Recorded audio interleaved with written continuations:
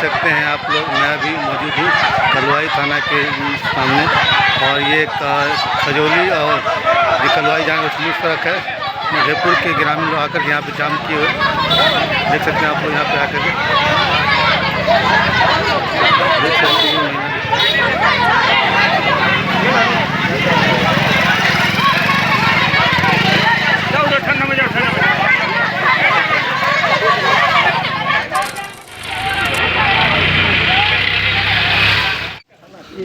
अपने है 3 4 5 दो और कहाँ है ए पवन चलो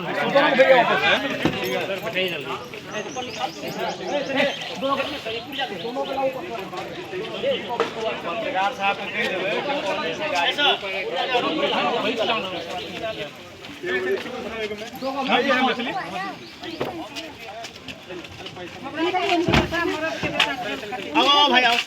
नाश्ता ले रही